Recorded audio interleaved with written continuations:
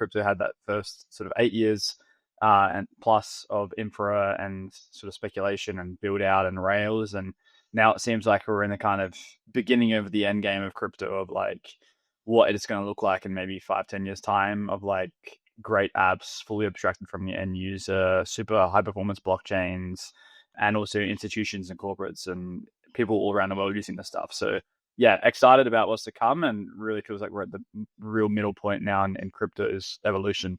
Quick shout out to today's sponsor, Katana. We'll hear more about Katana's 1 billion cat campaign later today, but for now, let's get into the episode. Hey everyone, quick disclaimer before we get into today's episode. Nothing said on Bell Curve is a recommendation to buy or sell securities or tokens. This podcast is for informational purposes only, and the views expressed by anyone on the show are solely our opinions, not financial advice. Our guests and I may hold positions in the companies, funds, or projects discussed. How are we looking now? Not as good as when you were Hasselhoffing it there before. Oh, sometimes you got to break it out for the folks. You got to give the people on the live stream. How you doing, buddy? How's the end of the year? Good. I think this is the year I finally got like a lot of presents, like not just the big ones, but like small ones. So our apartment is like, full. I've been waiting 32 years for this. I'm happy. Yeah, exactly. Now's the year. Santa Claus finally delivered. Yeah, I do feel like Santa Claus. Like this year, I am Santa. You know, I am the captain. I'm the captain. Do you know what you got yet, or you haven't opened any? How do you do presents? Are you asking for presents? Are you making family lists of presents these days? No.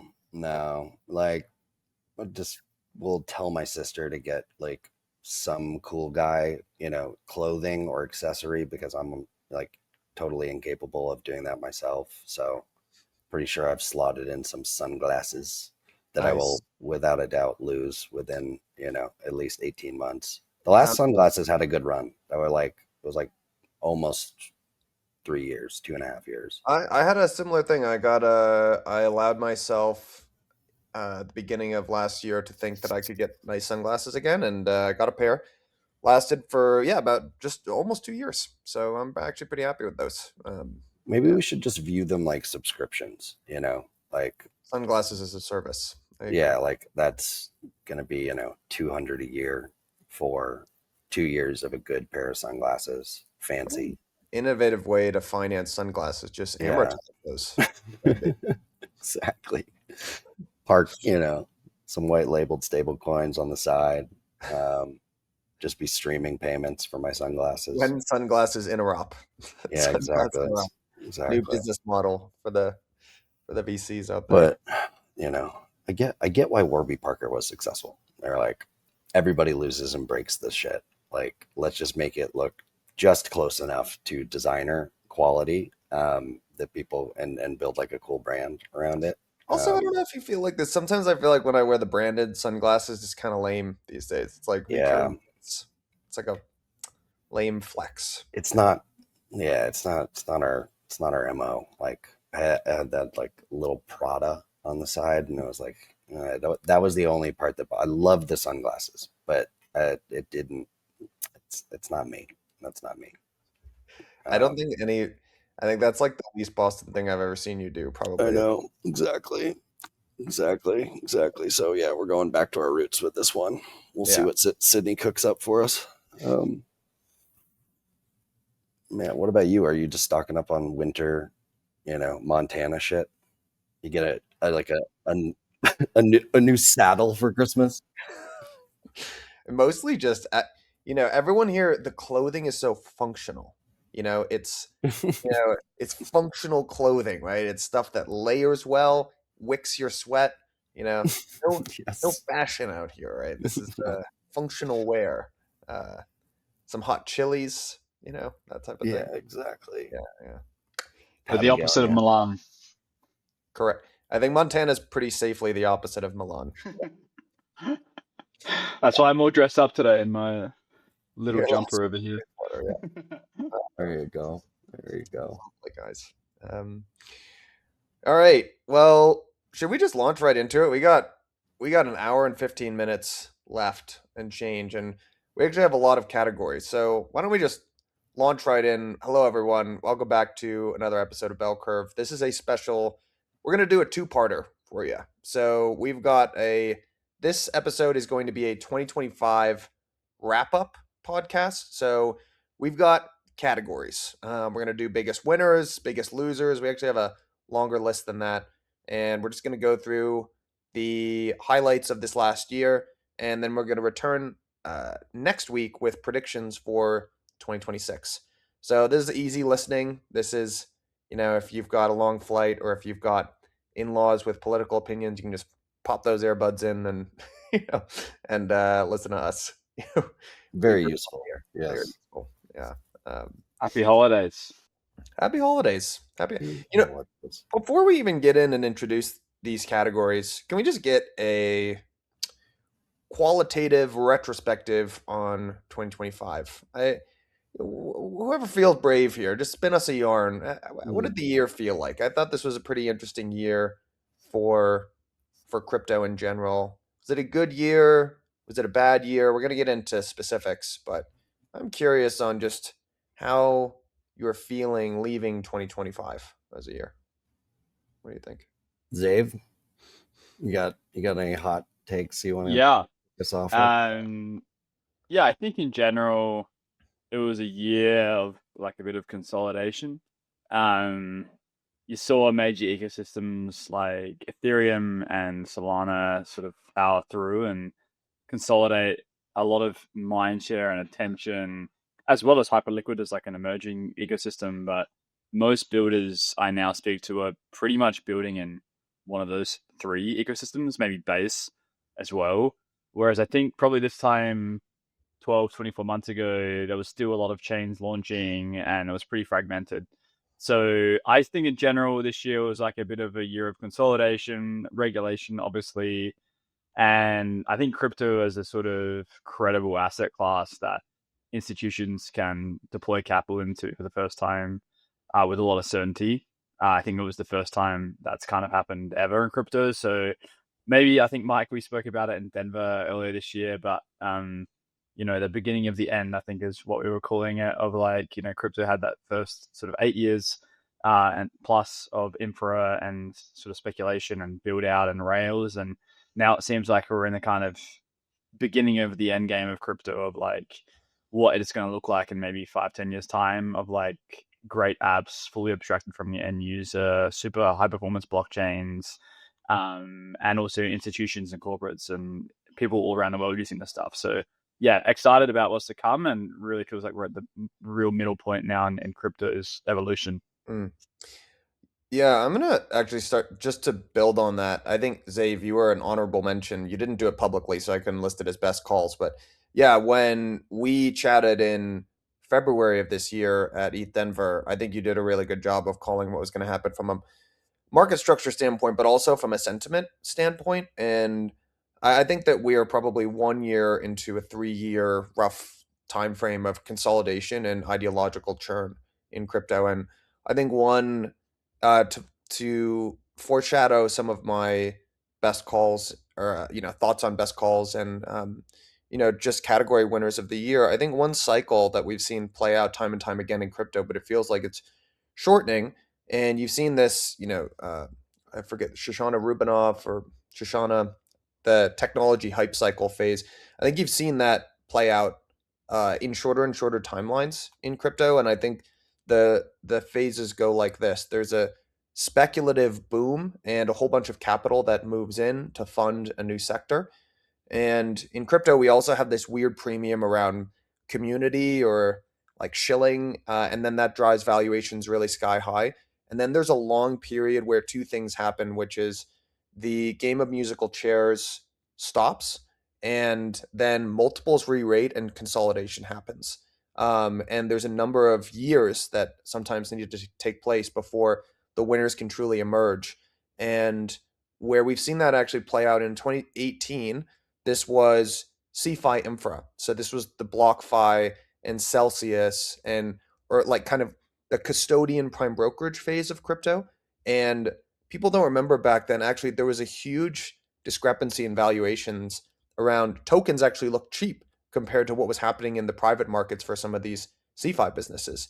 And so that the ideas were good, but first of all, a lot of companies had to fail. There had to be consolidations, and multiples and valuations had to come way, way in before you could get a couple of winners emerge.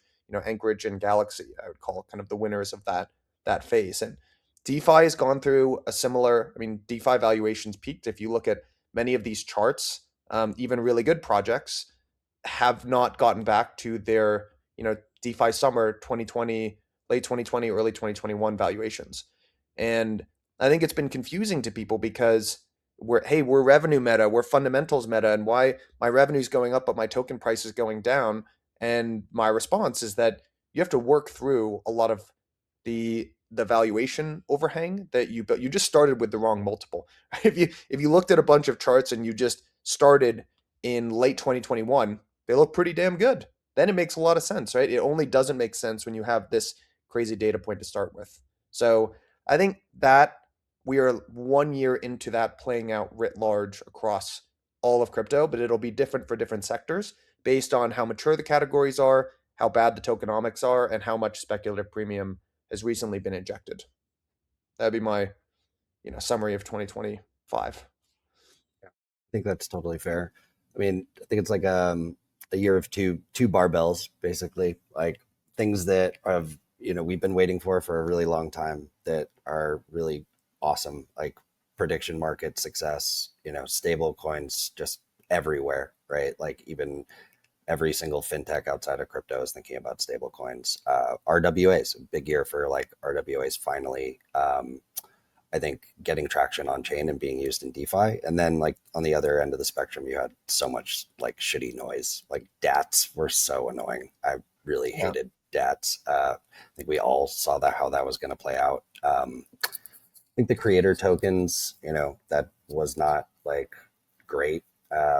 Just hasn't been successful, caused a lot of noise, and builders. Yeah, I'm looking at you, big guy. I know. I almost put as my rookie chunk coin. Yeah, I decided not to because I knew I was going to get a lot of shit for it. I still think that's going to work. I still have a lot of long-term. I know. And then just lots of noise from like the Trump coin and all that crap. So, like, overall, I think net positive. But it was also the first year I've been, first full year of being heads down as like, an operator building a new network, and we're in like a pre-launch stage. So it's been nice not to kind of have to be in the weeds of crypto Twitter every day to figure out what's going on. I think this is the year that crypto Twitter fully died in terms of providing any signal to noise. I think it actually does provide a good amount of signal now. It's just a really perfect contraindicator. It's useful in the same way that the magazine contraindicator, right? By the time something makes it on the cover of Time magazine, you can fade it or treat it as a contraindicator. I think that's what CT has become this year. Yeah, I think maybe one thing that CT lacks a bit as of 2025 is like kind of unique insight and good research, which is what I personally try and use CT for the most. And I think in the year of AI slop mixed with these things happening in crypto, fortunately, I think you get a lot less out of CT than maybe you once did in the past. And yeah, I think there's a room for that actually going forward for people to build profiles around that. Well, I would also say too, one of the reasons I think the signal is so bad is because you effectively haven't had much market feedback in terms of what actually works for the last 8 or 10 years. And when I look out at CT and a lot of the big names, it's a bunch of people who are young and haven't built companies. And so now the market hasn't rewarded actual value creation and company building for the last 10 years. It's super rational and reasonable for why that would be. But I see a lot of takes and it's just like, what are you talking about? Just often. And I think it comes from just the makeup of this industry. And, I think there's always been this one common trend that at least I've seen in crypto in the last 8 years is you get people that have experience in tech or finance and they come in and they're like, this is crazy, man. It shouldn't work like this. And the natives, the crypto natives, right? And they're like, no, you don't get it. And, I think those people have been proven right. And what they did know, I still think there's a big gap in between people that come in this industry and they don't have a good understanding of the market. They don't take the market seriously and want to play the game on the field. But there's a reason why people that have more experience and years under their belt have felt like this, because it is a crazy upside down industry where some stuff is disruptive, but some of it just never made any sense, I don't think, to begin with. And so I think we're in the beginnings of the rubber meeting the road on a lot of this stuff. And maybe, but so I think this was a good opening ramble for this. I think we did capture the mood or the zeitgeist, but why don't we start by I'm going to introduce our categories that we're going to go through here. So these are we'll make these annual bell curve awards, but we've got some classic ones and some that will be kind of fun categories. So we're going to do biggest winners, biggest losers, best comeback story of the year, most overhyped. That'll be a fun one. Rookie of the year, best calls, worst calls, Ponzi of the year, best conference of the year, and then Cockroach of the year. That was a late addition by Myles here. I love that as a category though. That's epic. Why don't we just start with the easy ones here? Who wants to kick it off with biggest winners of 2025? Yeah, I'll go. I don't have something that creative for this one, honestly. Like, I think I would call Kalshi the winner, just for like mind share, inside and outside of crypto. I think, it's one of the first apps where I have lots of friends that have never, touched a crypto, anything in like crypto native, and they're on Kalshi and loving it, mainly for sports betting. Like, I think dominant, amount of activity on there is in sports betting. So lots of, I think, really strong support from like their investors that are trying to basically crown them as the winners. We'll see if 2026 is as good for them. We're seeing like, Robinhood and Coinbase now vertically integrating their own like prediction markets. So we'll see just how defendable of a moat they actually have. But yeah, that's my one winner. Yeah, I've got a few I can briefly get into, and funnily enough, I've started off with Polymarket. Actually, Nice. So Nice. interesting that Myles said Couchy. Maybe that's just their own biases, but I think Polymarket, that investment from ICE was like huge. The 2 billion investment, that's like a real signal of how credible crypto is now to large institutions, and that's just like such a telling point, I think, in crypto's history. So yeah, I think what Shane's done in general, from almost being sort of sent to prison, a year or so ago with people banging down the door, to now like, running this massive new financial market that institutions are adopting in real time and investing into, I think is huge. A big winner for me there. Another one I think too large to ignore is Hyperliquid. I think in general, like massive launch, the product's amazing. They've got a bunch of builders building on it now. Great, following. So I think that's super impressive. And the other one I think is actually kind of Coinbase. I think like Base as an ecosystem has done super well. Post regulation, they've really solidified themselves as like the category leader of crypto, almost like all around. So I think those three for me, if there was a podium, that it would be standing on it. Yeah. Well, maybe to be a little bit different, I could say the Trump family was the biggest winner of 2025. No, just kidding. Although they had a good year in crypto. Again, not terribly original here. I originally had 3 that I wrote down, which were actually, they're kind of the category winners to me of big sectors, which I think that in general, the way that risk has been priced in crypto is kind of backwards for how it has historically worked in startup funding, which is the earlier the stage you are, the more risky it is, because it's much more risky to fund something that's an idea versus something that has product market fit and is, Series D and just about to go public, that type of thing. But I don't think that's how it's functioned in crypto. And actually, there's a lot more capital in the early part of the stack, because the idea is that, we're going to launch a token. It'll probably be 1 or 2 years, and then I can get most of my investment out. But we're dubious on how much we can create value post token launch, right? It's kind of, that's the way that it's worked. And I think that that's about to flip. And I think that the winners will be the category winners of big existing categories. That's why I picked Polymarket Myles over Kalshi, just because I think their strategy of to me, the brand that has kind of emerged, and they own their own audience, which I think will be really important. I also picked Robinhood because I think Robinhood really down in the dumps back in the end of 2022. And they've built their business back up and done something I think only a founder-led business could do in their shoes, which was to really fully embrace crypto prediction markets. And it seems like they've executed extremely well and leveraged their, almost 20 million monthly active users or whatever it is extremely effectively. And I see a lot of consolidation happening in the exchange category. And I think Robinhood is really, really well positioned to execute on that. So the last winner I was going to say is Morpho. I think Morpho is having a great year. And we're talking, and one, I think the thing that they got really right, I think they got a couple things right, but they got isolated,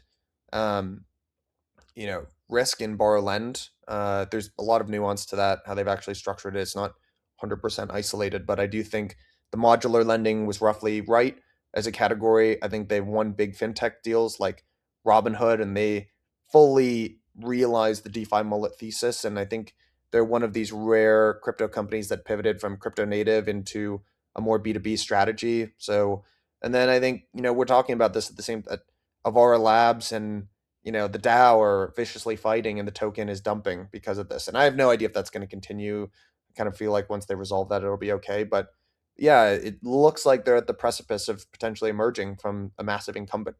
So yeah, I think Morpho had a really good year too, I'd say. This episode is sponsored by Katana. Katana is a DeFi first chain built for deep liquidity and real yield by redirecting chain revenue back to active DeFi users. The 1 billion KAT campaign is live. Bridge and deposit directly into vaults in one simple click and start earning immediately on your Ether, Bitcoin, USDC, and more. Follow the link in today's show notes to get started. As always, investments in blockchain technology involve risk, terms, and conditions apply. Do your own research. All right, what about biggest losers? Biggest losers. This is always a fun category. Oh yeah, I'll kick it off. Maybe like not super obvious, but I think it was a really bad year for optimism. I think like pretty much everything outside of base is not doing great, which means that the super chain thesis is like kind of in shambles right now. I think they've lost a ton of talent to other projects like, Tempo.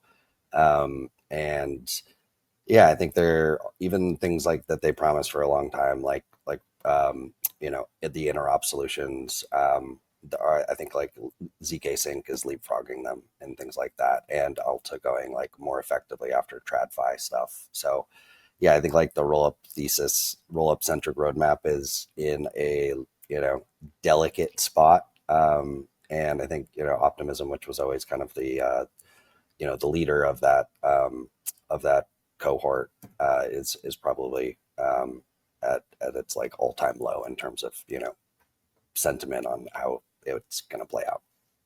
I maybe I can go next because I'll just build on that. And I called the whole infra as a category the loser of 2025, and I would lump everything from gen purpose L2s writ large to RAS, shared sequencing. I think all of that stuff has just had an unbelievably challenged year. And I want to do a callback to this is the sequence that I've seen play out a number of times. I think there is going to be a happy ending, but you're going to have to cockroach through it because I think there was just a massive amount of overfunding.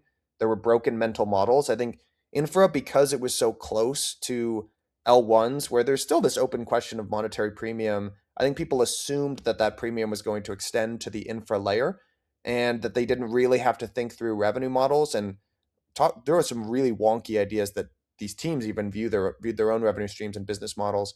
And I think that's collapsing. And I think that people now understand there's going to be consolidation and they're going to be valued just like regular businesses. So I think that there's a lot of intellectual difficulties as the market is showing that the previous mental model was not correct. And I do think there'll be a happy ending for those that can stick it out. But I just called infra as a whole the loser of 2025. Yeah, I can again build on you guys. So I've got a few things here. I think one of the biggest losers is Stream Finance, losing losing 93 million a few weeks ago. I think can't help anyone. So yeah, that was a huge loser for me. I think we're still understanding the implications of that actually in crypto, and who knows if that's to blame for some of the market activities as of late. Some other ones which are actually related to your point around infra, Mike. So I've got in general the Bitcoin ecosystem. So not Bitcoin itself as an asset, but kind of like layer twos and some of the ordinal stuff like that. Seems to me like that was very hot like 12 months ago or 6 months ago even, and might have fallen off a cliff more recently. So yeah, curious to see if that does come back at all. Another one that maybe has been a loser now for several years, but this year again might even top the list, is just gaming as a category. Crypto gaming, someone posted on crypto Twitter a few days ago, like some of the amounts of dollars raised is just insane. And the amount of value they delivered is very, very little. So not sure if that will ever play a role within crypto, but at least for now, it's a huge loser, at least in my eyes, even though there are some cool games out there. And then I think another loser, which, who knows if this comes back as well, but at least in 2025, I feel like the modular blockchain thesis in general, potentially as of this year, like it's unclear to me if in 10 years time, this will be a thesis or if things will consolidate around majors like Solana and Ethereum and maybe just like chains that own the full stack. So maybe that as a thesis, I think, hasn't been the biggest winner. And I guess some price activity has sort of reflected that. So yeah, it chipped in a few there, but there are a few in my eyes that didn't do that well this year. Yeah, I agree. Like there's like a lot of hidden complexity in building rollups, right? And seeing Tempo become an L1, Arc become an L1. I think there's probably more like new like app chain L1 like launches this year than rollup launches, and that just I think like we're kind of wrong on some assumptions there, and we're starting to see revealed preferences like going towards it's actually easier in a lot of ways to launch an L1. So yeah, I couldn't agree more. Yeah, I think that I would be a long-term supporter of modularity as an idea. I think the two things that people got wrong is it has to be one versus the other. There are large, successful integrated ecosystems like Apple where everything is tightly controlled. And then there are, ecosystems like Android or, Google, which has a totally separate, more modular, quote unquote, strategy. And I think it was a mistake to ever say that one had to be like the other. But in terms of I think that the whole industry got the path dependence side of things wrong. They vastly overestimated the size of the market and the amount of specialization that was required, right? And I think people didn't really think that the Kyle Samani criticism of modularity, I think, stands today, although I think long-term he'll be wrong about it, which is if you have a bunch of different folks in the value chain, everyone has to make margin, right? And they have to coordinate together. And that is just maybe at a very large market size, that makes a lot of sense. But at the current market size, it doesn't make sense for everyone to grab a margin, and it's much quicker to coordinate if it's just one team making a bunch of calls versus all these different players in the stack that you need to work with. So yeah, maybe I would push back a little bit on just like calling infra as a category a loser, because the top of the stack infra providers like have been huge winners, like Privy and Turnkey, and even some of like the behind the scenes, interop providers, right? So it's more like the stuff at the bottom of the stack and truly like the middle that just I think is overestimated the size of the market. Yeah, I think two things there. With regards to modularity, I think maybe we overestimated the amount of modularity that we need. Ethereum as a chain kind of already is modular. You have the layer one, and then there are some layer twos that specialize, but we've seen now that a lot of the power has sort of consolidated to base, and there's about 100 other chains that don't have a lot of activity. And then Ethereum is trying to sort of bring the data availability side back in house, and they don't want to outsource that to other chains. And so, like, I think in general, probably both going to exist. Like as Mike said before, you have your Solanas, which are pretty monolithic. Then you have maybe something like Ethereum, which is like a bit of a mixture, like Mike was saying, a bit modular, a bit monolithic, and some things it does. And I think, Myles, your point as well around that layer that was successful this year, totally. It's kind of like the middleware layer, which I think was a massive problem in crypto before 2025 of like just user experience. It was impossible to onboard. I think now this layer has been built out really successfully in 2025. Yeah. You've seen massive acquisitions. I think a lot of value has already been accrued or acquired, let's say, by these companies. And now it's really spurred on the application era. So yeah, I think massive winner in 2025. All right. let's do comeback story of the year. I can start. I thought there was an obvious one for this category. I'm going to use Euler as the obvious, the comeback story of the year. So, Euler just, I know that many people are somewhat familiar with this story, but there was a massive hack, which was, there was, I don't know exactly the details, but it was a flash loan based attack, which exploited some kind of vulnerability in the smart contract layer of the protocol. And there was, the rough amount stolen was around 200 million. And I think at that point, Euler had been growing and we were early in this phase of modular lending and they had about 300 million of TVL and it boom went to zero overnight. And they spent the next year and a half rebuilding. And I thought one of the most impressive parts about this story was that they didn't rebrand. I thought that would have been an easy choice. The name Euler is, tainted forever, but they didn't, and they built back to in 2025. In when did they actually recovered? I guess they recovered the funds, which was the first big feather in their cap. There's a whole crazy backstory around that that recovery. I know they actually did that, but yeah, they recovered that, and then yeah, they relaunched, and now they have something like 2 billion in TVL by the end of this year, and it's just a phenomenal story of grinding it out, and I can't even imagine what that's kind of every founder's worst nightmare to get a hack like that, and I just have an enormous amount of respect for Michael Bentley and the team over there. So I thought Euler was the one. That Yeah, like by the numbers, right? Hard to argue with. Go from TVL like literally drained to zero and back to where it is today. It's super impressive. My comeback story of the year probably is ICOs. And I think everybody wanted to see ICOs for like come back for a very long time. There was, obviously there were issues with the original ICOs, like just being vaporware. But there was not, I think like the mechanism made sense and is like one of the best things that crypto has, put out into the world and enabled, right? Like we are very good at capital accumulation and giving access to earlier stage stuff. Now, there's still always going to be tons of like adverse selection and retail is not always going to win, right? But like the fact that this is now okay again, and as like I'm building like a layer one, the fact that we can do an ICO is awesome, and we can price that ICO like at a reasonable valuation, and like I think the market has finally kind of like figured it out. So that's my comeback story. Yeah, my comeback story is a person.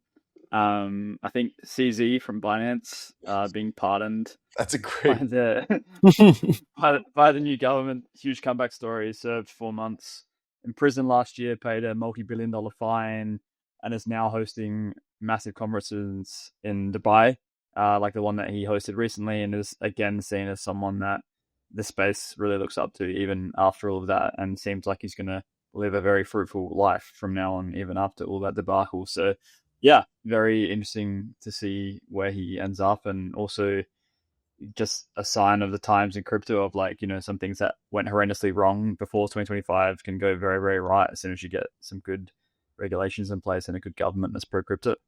Yeah, that's such a good one. I would also, just in the immortal words of LL Cool J, don't call it a comeback. I think CZ, I think CZ was always in the driver's seat probably, but yeah, he did. He's probably I kind of think of him as the Michael Milken of crypto in a way, where he really pioneered a massive category like Milken did for junk bonds, and maybe he pushed it a little bit. He was certainly extremely ambitious and treated the rules more like guidelines, but he was ultimately, I think, proven right and vindicated in the end, like Milken was, and I think it's similar for CZ, although maybe some of the tactics are a little more, Yeah, well, he's a fierce competitor. Like I would not want to go up against Binance, and I think he's like equally feared and like revered in the industry, because they have a ton of leverage, and they will exert that leverage to extract. And yeah, it just depends on what side of the game you're on.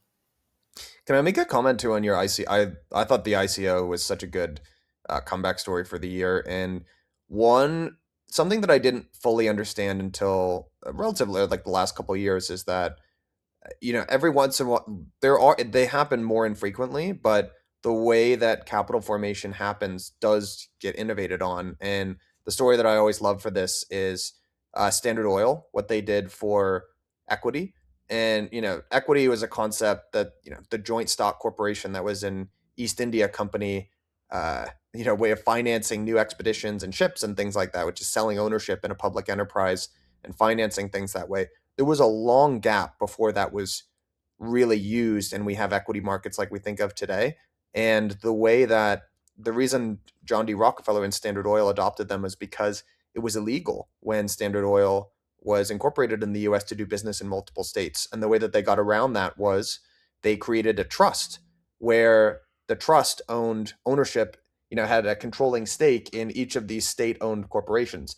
Hence the phrase antitrust. That's why we use that language. And the way part of that, having that trust ownership, made JD Rockefeller think, hey, this equity stuff actually could be pretty useful here. And he was kind of the first one to really think about not creating wealth just by earning income, but by equity appreciation. So I think crypto, it's been underappreciated, the innovation that crypto has taken in that regard. So I thought that's I think ICOs are going to be massive.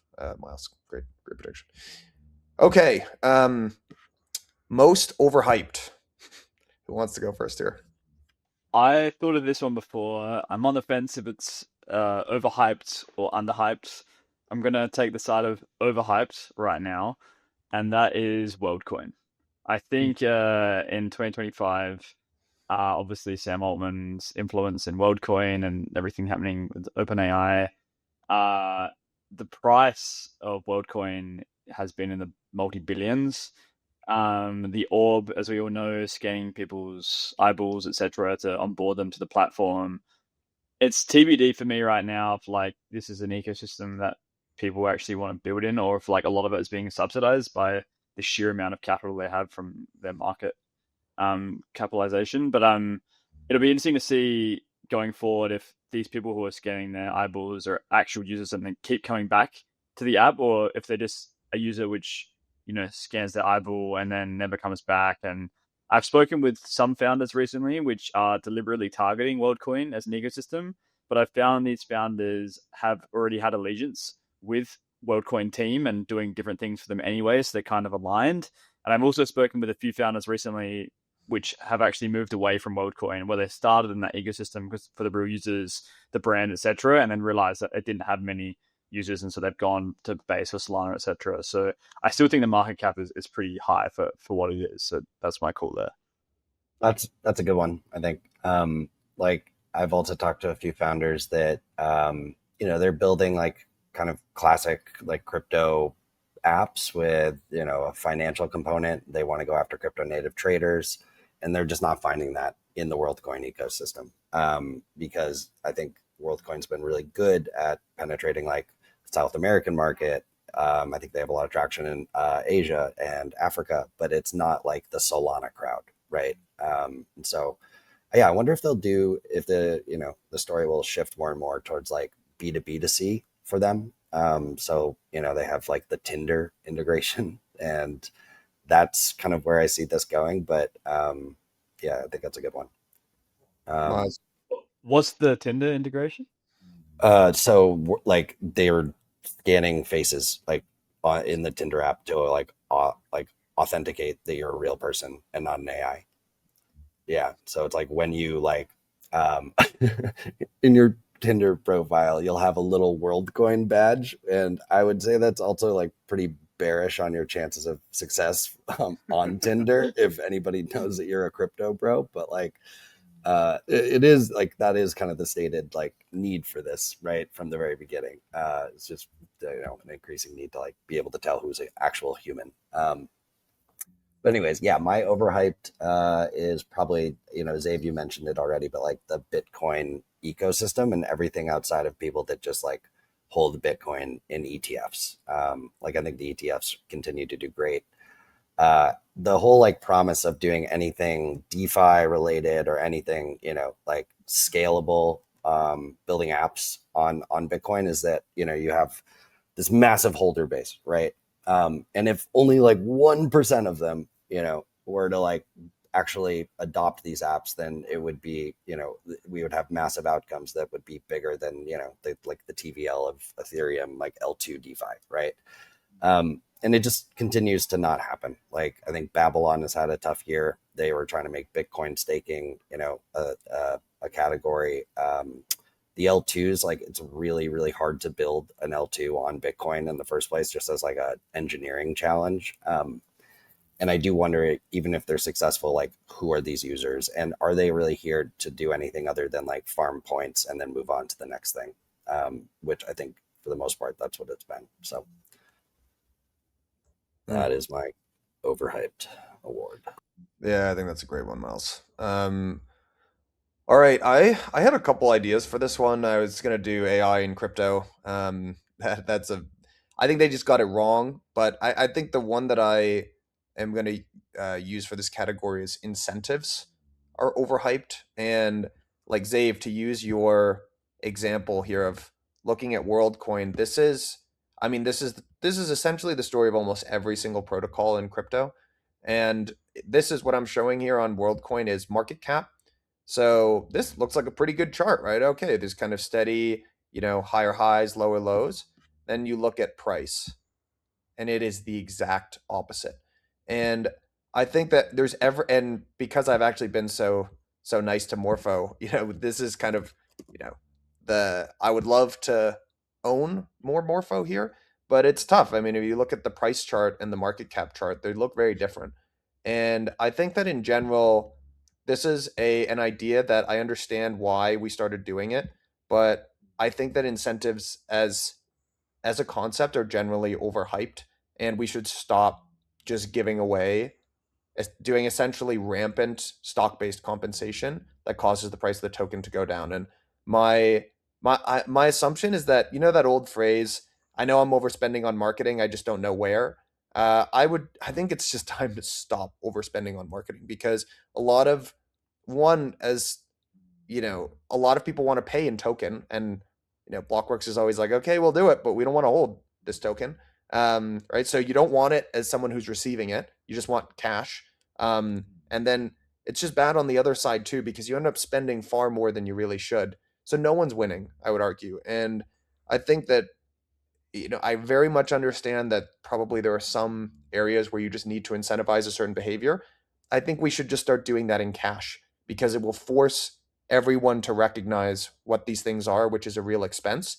And I think at this point, it's better marketing to not dilute your token by 10% a year, even if it's leading to real business outcomes. The far better marketing would be to make your token price go up instead, which will lead to positive reflexive results for your ecosystem. So I think in general, my most overhyped idea in crypto in general is this idea of incentive programs. All right. Next category, Rookie of the Year. I can lead off on this category. I think this is going to be a relatively controversial one, because this is a project that people have very differing views on, and they technically started in 2024. But I picked Athena for this category, and I had twofold reasoning here, which is one, you know, when you think of most popular coins or biggest appreciation or wins for VCs, like I think Dragonfly really ate on this investment. This cycle, they did quite well with leading the seed, and you know, I think the coin just did super. Not only did Athena do quite well, but USDE, you know, was able to attract a lot of TVL. At one point, they had like 15 billion of TVL. FDV went to 10 billion, market cap of 5. So big financial success. I also think they pioneered a category here. You know, I think that they were the first one. Even they used to call themselves a stable coin. I understand they're not doing that anymore, but I think that they successfully tokenized a big, you know, hedge fund kind of carry trade. And I think they're the leaders of this new category of non-custodial on-chain asset management. And I think that that's going to be a huge category into the foreseeable future, primarily driven by this kind of vault infrastructure and modular lending. But I think they were the first they didn't do exactly that, but I think they broke open the floodgates to this whole new big category. So that was my rookie of the year. Nice. I don't have like a single rookie of the year that I feel like really strongly about. I think Commonwear has had a really good year. So like they're like the darling of, I think like crypto Twitter research folks. They've executed really quickly. They've put out a lot of, I think like that's probably where like modular infra is going. They put out a lot of modular infra at the very bottom of the stack. And I think getting Tempo is like massive. I think that is a bigger win than any like RAS provider has had or any like L1 as a service has had. So yeah, props to them. I think Doppler had a great year. So Austin Adams project and Cooper, like I think every product they put out has been really good. All of their integrations have been really strong. And I think like they've just, got a lot to work with going forward. So this is a Zora bull post, right, Myles? Hey, the product works great, and that is because of Doppler. So I will give them lots of credit there, even for Chonk. And maybe like prop AMMs on Solana, just taking over like tons and tons of market share. Like this is not something I've dug super deeply into, but I think they've really changed like the market structure of transaction activity like on Solana in general. So those are my rookies of the year. Yeah, I think great one on the prop AMMs. Chorus One released some research today, which actually gave a great summary into how these things work and the spreads people get and how far we've come in terms of that kind of financial infrastructure, which is super interesting. For me, this is one that Mike and I talked about a while ago, which I think is still potentially flying under the radar a little bit, which is Canton. I think they've stepped up onto the scene and supposedly they have like 3 trillion or something in, I don't know, TVL or something like that. I can't remember what the actual number is, whether or not that's actually concrete remains to be seen and on chain. But I do think that they might be the first of a few that could go live in future of these more institutional type chains. And they've done a good job at getting the right institutions involved. And it's super early days, but I think that they've done a good job on the go-to-market side. It's super interesting to see where they go in 2026. Nice, great one. 3 trillion in TVL. I think if that number is real, we just have to redefine TVL actually. Google this because I feel like I've seen the number thrown around a few places. So it's some outrageous number that I couldn't believe when I was reading it, but supposedly these are the numbers. We'll return to Canton. I've got them for an award in another category. I think I know you're gonna use their Myles. Shout out to today's sponsor, Katana. Katana is a DeFi first chain built for deep liquidity and high yield. No empty emissions, just real yield and sequencer fees routed back to DeFi users. Incubated by Polygon Labs and GSR, Katana is launching with notable ecosystem of primitives, assets, and partners like Morpho, Chainlink, and more. Katana's 1 billion KAT campaign is live. Bridge and deposit directly into Vault in one simple click and start earning immediately on your Ether, Bitcoin, USDC, and more. Follow the link in today's show notes to get started. As always, investments in blockchain technology involve risk, terms, and conditions apply. Do your own research. Okay, best calls of the year. I've got a decent one I can go with. I think the folks that we'll just call it white labeled stablecoins as a service, like folks that thought that there was only going to be like one or two massive, or like USDC and Tether will like just continue to be dominant. I think that was like not fully wrong yet, but I think they like white labeled like stablecoins as a service category emerged this year and like was enormously de-risked by the Genius Act, and like this idea that every big fintech or every big institution will have its own stablecoin, I think is like becoming close to consensus now. And like we've seen just tons and tons of launches, so like Klarna, SoFi, like I think it will just see more and more of those. So I had a actual specific Twitter post that I remembered, and this will also probably be a controversial one here, but I thought Ansem summed up 2025 and the future state of crypto actually extremely well. And it's a very long post. I'm just going to read this. This was back in, I did this a couple months ago, back in September, but Doge is a good analog for this cycle. 2021 was absolutely batshit insane with how high we pumped altcoins. COVID crashed directly into never before seen Fed-assisted economic stimulus. This cycle has been lower highs across the board for most altcoins, and liquidity has flowed elsewhere.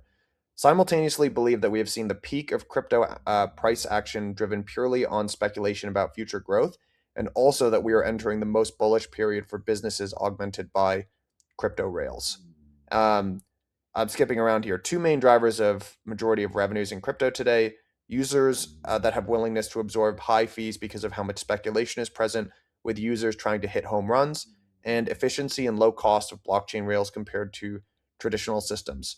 And went on to make a bunch of, I'll link this post here, a bunch of frankly good calls about, not being a believer in like the doomer US dollar thesis and bullish on stablecoins. But I thought the two parts about this that I just thought were articulated really well was kind of this. This summed up exactly how I feel, which is my feeling is basically we're in 2002, for the tech bubble, where we've gone through a lot of the speculative excess, and you're going to see massive businesses built, and that's just a totally different valuation and way of creating value. And I think this was summed up really well here.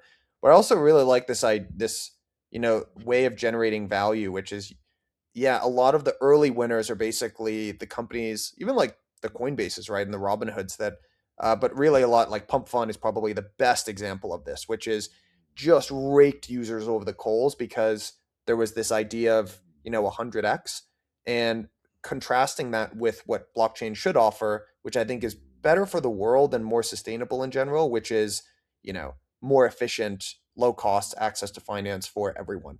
And I just loved this contrast. So yeah, I thought this was just a really good, maybe less so of a call. The other thing I got to give him credit for actually is right when he basically called the bottom and top of Solana. I don't know if folks are paying attention to this, but he bull posted Solana super aggressively at the bottom, and then as soon as Solana crossed post Trump the 200-day moving average, he was like, it's over, and literally nailed the bottom and top of basically the only thing you had to get right in the last 3 years. So yeah, props where it's due. Ansem had some really good calls. Yeah. Yeah, that's a good one. My best call is going to go to the great Chris Beniski. I think he has called market cycles several times, and I'm thinking that he's doing the same right now. I'm also going to quote tweet something Chris wrote back on November 17th. So he says, the unfortunate truth is many alts are likely to revisit their 10th of October wick lows before this is all said and done. So I think pretty much since October, he's been relatively bearish, I think, on the space and on Bitcoin topping, and not overly bearish in terms of I feel like from his views, maybe he thinks we've got 50% drawdown on the top of Bitcoin, so maybe ending around the 60K range. But I certainly think that he does subscribe to the sort of the 4-year cycle. And I think right now it looks like a great call because it seems like we're going to have a tough few months, but maybe things come back and it looks like a not as great call in hindsight. But I did see a website today actually, and I'm forgetting the name right now, but it's got like the sentiment of the top sort of analysts in the space and how they feel about sort of prices in general, and especially Bitcoin. And Chris was top 20 there, and I think he was one of the very few which was relatively neutral to bearish, where I think a lot of people are very bullish. So I think we'll know in 12 months time how good this call is, and it's potentially a very, very good one, but it's an early one. And I feel like I'm maybe sitting more on his side right now, where I do think things have a bit further to go before they get better towards mid to late next year. Okay, the real fun category, worst calls. Worst calls. What do people have for this one? I've got a good one that I just came up with just then because I didn't actually have on to this one. But I think worst calls, Hayden Davis, the meme coin launcher. I think him launching meme coins with the Argentine president or whoever it was and scamming a bunch of people, terrible call. He got done. Everyone found him in a very short amount of time. So we're gonna max subtract on this one, boys. That's so I think that was a I forgot about that. Oh. Yeah. Very left curve call. I think that one. Nice. Yeah, I was gonna say just anybody who thought DATs were a good idea. Every cycle we come up with some sort of new financial engineering instrument that just creates a bunch of noise for people. And like now it's buying like a shitty pink sheet like stock for like a couple million, injecting like a shit ton of, you know, tokens and cash into it, and then just seeing what happens when this thing trades, you know, above or below like NAV, if it trades at a premium or a discount, like all of this shit just adds noise. And if you're trying to just like get people to, you know, become interested in the space by like, you know, maybe buying an asset first, like why do we have to do this again? And I just think a lot of like, you know, folks with access to capital, with access to be able to like, you know, raise these things, just saw this as like a way to make a bunch of money. So yeah, not a big fan of those. Yeah, I thought the DATs are the most nakedly cynical thing we've ever seen in crypto in a way. And I think the reason that why they felt differently than me to meme coins is because the backers of them were by definition all very institutional. And you know, I think I also think that there will be some DATs that survive, or some, you know, even like thinking of labs entities as potentially public companies. I can kind of squint and see some value there, but I think in the way that they were initially structured, they were so nakedly predatory, and obviously retail was going to, like, the whole business model was largely predicated on retail losing money, and it felt gross. It felt really gross. I think so. Low point as an industry. I actually had that originally in the most hyped, and then I moved it because I thought everyone was going to pick on DATs. So I thought the worst calls of this. This is not necessarily a 2025 phenomenon, but what we've been harping on: dual equity and token structures. I would just say that that's not a workable thing. I don't think that you can have two. And there's the investor perspective on this, but I also want to just double down on and underline the function that one instrument, equity or token, what that's supposed to serve is it's supposed to create alignment for a business at the highest level. And then, not to pick on them, this is playing out very publicly in Twitter and the forums, but what you're seeing at Aave is the exact opposite of that, right? And you're seeing, okay, I thought Mark Zeller had a really good post about this, and where he outlined who actually took on the execution onus of Aave the protocol in the last 3 or 4 years. And he pointed out Aave Labs specifically took a step back. They branded to Avara so that they could be broader and not just be Aave. And they had Lens. Remember, a lot of resources went towards Lens, which was their social media play. And he, to me, pretty convincingly outlined the impetus being driven from the DAO. And so, yeah, you can't really have it both ways. And you now have two camps within Aave as a protocol. And so it feels very misaligned and complicated. And I just fundamentally think it's not a workable structure, or will always be just not as good as having one instrument that unites everyone. So I just don't think it's a workable structure. I think that's the worst call of, frankly, the last 10 years. But that's what I would say. Okay. Ponzi of the year. Myles, this is your category here. Why don't you lead us off on Ponzi of the year? Yeah. My Ponzi of the year is Canton. So Wow. All right. let me unpack it. And but I'm not like a total Canton hater. Like they have what they've done is impressive. But like why I'm calling them the Ponzi of the year is because they launched a while ago. You had to be like an institutional sort of insider to do anything on the chain to participate. They have basically an incentive structure where like it's like app incentives. So if you just spam the chain doing like anything, you are going to make a shit ton of like farming, basically like mining rewards. And yeah, I've talked to a ton of folks in like the RWA, like TradFi space that are like, yeah, we don't actually have an app. We just like, set something up on a Canton subnet and we just kind of like spam the chain and we get paid $1 million a month, in like Canton tokens. Like anywhere between, I've heard like 100,000, per month from some like companies, $1 million a month from others. And there's only one way to like buy Canton token. Up until now, you had to go through DRW, a market maker. There was like no real like efficient liquid price for it. And so they've and like Xavier, your comment, like they've got 3 trillion in TVL. It's like nobody really knows what's going on over there, but like they've now got a big, they've pumped up huge numbers right on the chain. They've paid out a shit ton of incentives like tokens to folks that are mainly like TradFi orgs, or individuals working at those orgs like Citadel traders, literally like wash trading like across the chain. And now they've got all the numbers to back up a huge like very high FDV, and they're going to make a big push into retail. So like get ready for clones of all the EVM like DeFi apps launching in the next year, retail coming on board and buying like 100x whatever these like earlier like insiders paid for the token.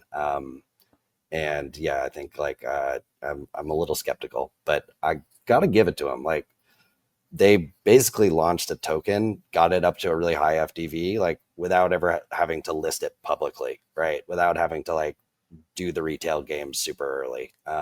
And yeah, people have been like loading up on Canton tokens through DRW all year. So yeah, it's my Ponzi of the year, non-obvious Ponzi. Those Ponzi-nomics seem to be the making of a good rookie to me. So that's maybe that's why they won rookie Fair of the year enough. for me. Fair enough. So okay, yeah, it's Ponzi of the year. I'm going to go with leverage looping. So I think this year was definitely a big year for leverage looping, especially of stablecoins. I think people made some big gains, using a high yielding stablecoin like SUSDE to take out USDC and then reloop that back in to, then get more SUSDE, etc. So yeah, I think that was a fantastic one. That's done really well actually this year. And I think there was maybe some hairy moments more recently, a few months ago, about this unwinding, but it seems like it's unwinded quite cleanly. I think this is post stream finance actually, so potentially one that is sustainable and might end up growing in future years. Well, I think actually it's a mark of how far the industry has come that neither one of those are objectively Ponzi's in my view. So I would just push back on both of those as like I I think the leverage looping stuff is actually, to me, that's taking a trade that's very like a very common activity in financing, which is leveraging up, more safe trades and like kind of risk parity as an example, or like putting leverage on a, treasury kind of convergence trade, that type of thing. And I don't know, Myles. Even like the Canton thing, I'm kind of like, I sort of feel like they did a pretty good job, actually.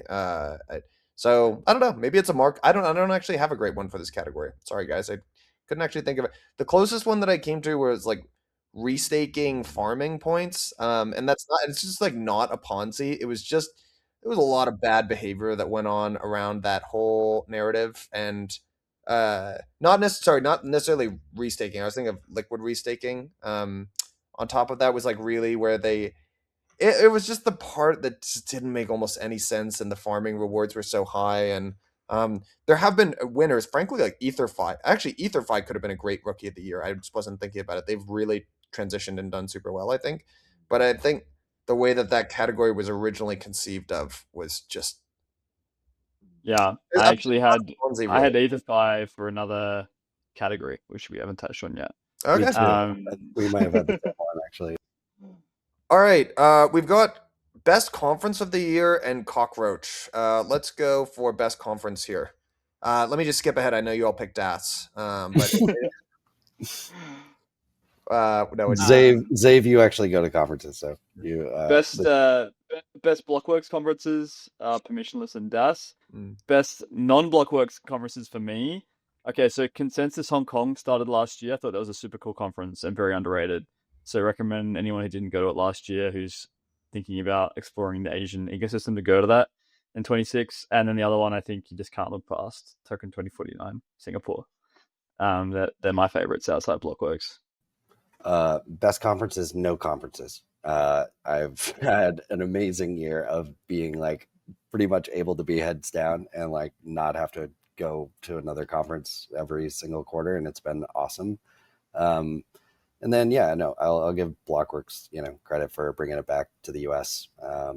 And yeah, I thought that was awesome too. Thanks. Yeah, I'm not even going to try to not be biased here. I just picked DAS as a but if I had to defend it, is as having run DAS for 6 years, I think we were just way too early to that trend of institutions. And I mean, I spent 4 years begging, hey, like, please come learn about institutional finance, and now it's really just erupted. And yeah, I think we were almost a little bit painfully early to that category, but I think now we actually sunset permissionless because it just wasn't worth the effort given how much natural momentum there is behind the institutional part of the space. So yeah, not even going to try to not be self-serving there. All right, Cockroach of the Year. This is a great category. Xavier, you want to bring back your... There's only one category left, I think. Is this the one? So this is the one you had Ether5 for? No, there was another category we had. Cockroach of the Year.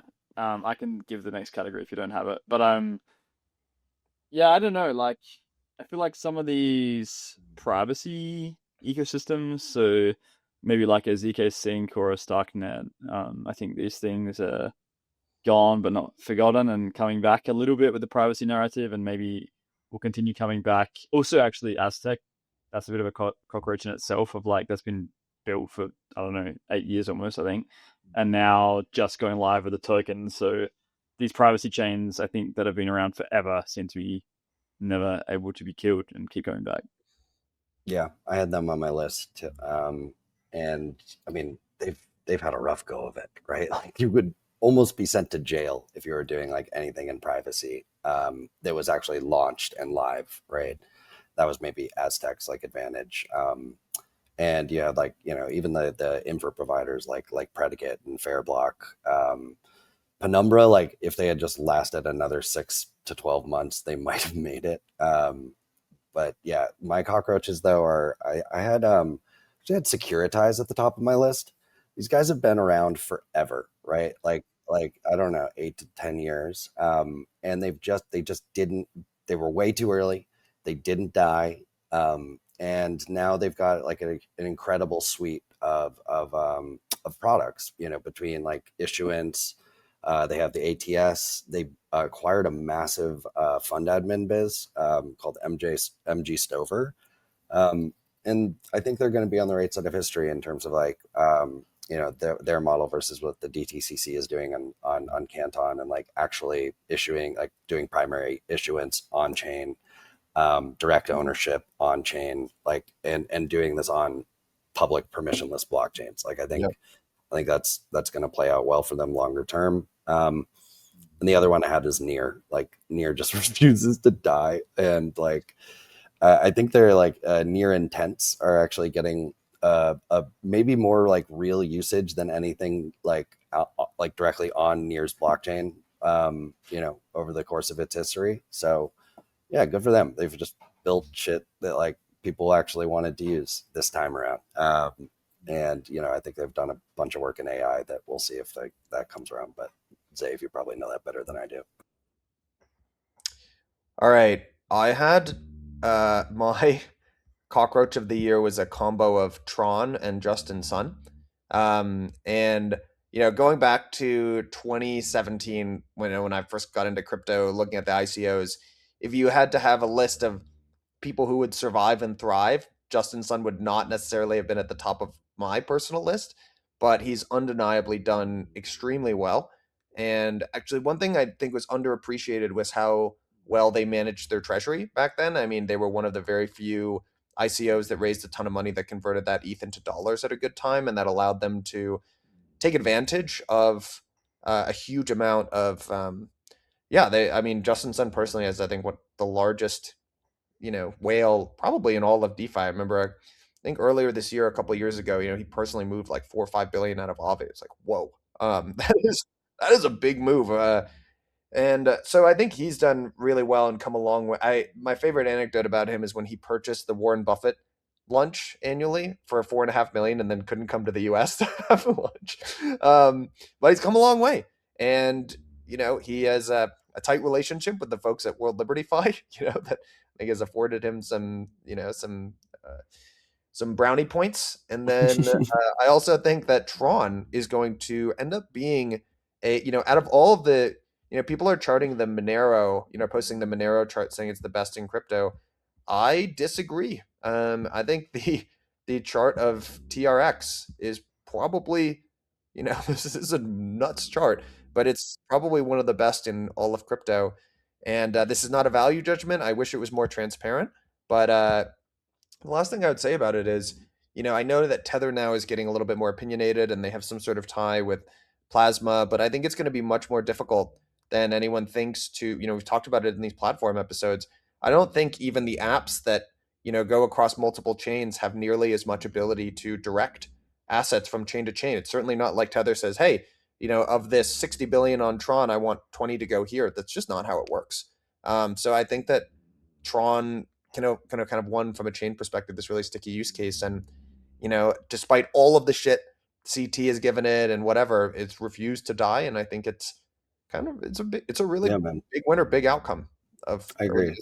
Like if we were to like go back to 2018 and you'd say like, would Paolo from Tether like still be crushing it? Would Justin Tron still be crushing it? Like, I think we probably would have been pretty skeptical. And like those guys have just continued winning. Like we didn't talk about Tether as a winner this year, but they should be on the honorable mentions at least. Like they started buying up a ton of Bitcoin, before it had its run. They bought up a ton of gold. Gold's at like an all-time high, and they're not fee sharing, and it's all good. And everybody else is, basically, even like Coinbase and Circle are now, I think their like margins are going to zero, but good old, USDT on Tron is going to keep printing for them. So yeah, I agree with that. It's a good one. Yeah. All right. That was, I must have, I made an error here because those were the categories that I had. Zay, what's the last category that you built for here? I have a last one, and it's related to EtherFi. So I have a most underrated category. Yeah, you And did. You did miss that. I had that. Yeah, too. my name for most underrated is EtherFi. I think what a year and what a pivot. We just spoke about it a bit before, but EtherFi Cash. I'm just looking at the numbers right now. Yeah, it looks like they're doing a few million in volume through the debit card that they have. It's very much an up and to the right chart, and I think they're leveraging restaking yield in very unique ways to build a more consumer-facing product, and I think that's just going to continue growing. And they're one of the first in the space, and I've used the product and really enjoy it. It's one of the sort of crypto products that I use the most, actually. So yeah, props to them for coming back, and I think it's a bit underrated by the entire space right now. Yeah, it's funny, Zave. I had like I didn't have EtherFi for that, but I had Rain, which is the project that enables EtherFi to issue like a crypto-backed debit card or credit card, right? Same with Pay. Like Pay was on this list as well. PAYY, like a great payments app. And yeah, Rain is powering it all, and they're crushing it. And it's like super underrated.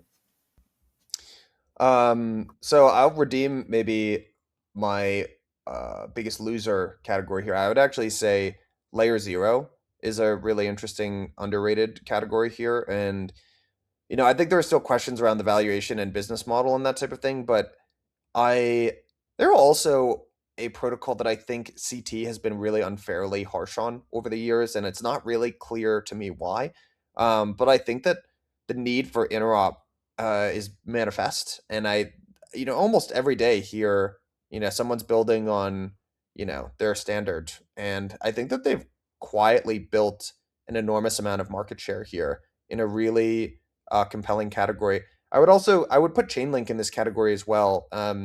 Love Chainlink. If you guys, my Link Marines are listening, I think that the challenge with Chainlink is they've built such a speculative. The Link Marines have like pushed the valuation up so high, it's hard to get super interested in the token at these prices. But in terms of the underlying business, I think both Chainlink and Layer Zero have really strategically valuable businesses that they've built, and I think they're underrated. I agree with that, and the similarity between those two is that they both make a ton of revenue in like off-chain service agreements, right? And so I feel like I saw something about Chainlink now, like basically using the SaaS, revenue, which is all done by like a company or some foundation, like in a classic B2B, like, motion to buy back the token, which I think if you're Chainlink at this point, like you probably are like at a buyback stage of maturity. And for layer 0, I'm not sure what they're going to do, but I know they charge a ton for like new L1s to get connected. May have talked to them, and yeah, it's expensive. So like they're making a lot of money. Guys, I think we did a pretty good job here on the categories and summing up the year. I'm sure there's, be like, something that we've missed. But I think that's a pretty good summary of 2025. And it was such an interesting year, right? It was I would call it a mixed bag year in a number of different ways. I think that the analogy that I have closing the year is, I think it applies across a number of different ways, but I think simultaneously really good things are happening under the hood, but the headline numbers might not reflect that for a while. That would be my TLDR. Yep. And I think a lot of these, I have always hated this as there are two things that I find it really hard to be just objective about because I'm so not rooting for them as futures. One is this idea of the gamblification of the economy. I just can't tell you how much I hate that, and I'm not rooting for that future. And it doesn't allow me to be objective in assessing whether or not it's going to be right because I just don't like that idea. But I also really dislike this idea of everything's a meme coin and don't worry about creating value or generating revenue because, the speculative assets do better. And I think that attitude is going to be punished. And I think, it'll be really interesting. I almost did for Cockroach of the Year Ripple. And I think one thing that's going to continue to confuse people in 2025, 2026 is that fundamentals and every metric can get better, but the token price can still go down a lot. And Ripple would be a prime category where this feels like this is going to happen for me because simultaneously that business, Ripple's taking real steps to do incredible. Like they've built a phenomenal business. They did that acquisition of Hidden Road. They launched a bid at Circle. I think that they're really firing on all cylinders and determined to make a really valuable business in 2026. But I also think the speculative premium on their token and the difference in between market cap and FDV, that is gravity. And that has to come out. And it will actually come out faster as the value, like the fundamentals and the way that the story gets told changes. So that would be on my, I think that's going to confuse a lot of, I'm just rambling to end this episode, but I think that's the end of 2025 and going into 2026. I think that's going to throw a lot of people for a loop. But that would be maybe to tee up some predictions. Bring on the 2026 predictions is what I say. Yeah. I think it'll be a tough but a really good year. I don't know how you guys are feeling going into next year, but yeah. I think room for a lot of growth, I think, next year. It's going to be a growth year for everyone. Yeah. Cool. All right, guys. Well, really good wrap up, Ep. This was a ton of fun. Thank you for this. This was great. This was part 1, guys. So yeah, this was the 2025 wrap up, and we're going to get into 2026 next week. So stay tuned. Good. Happy holidays, everyone. Happy holidays, Happy everyone. holidays. Yeah.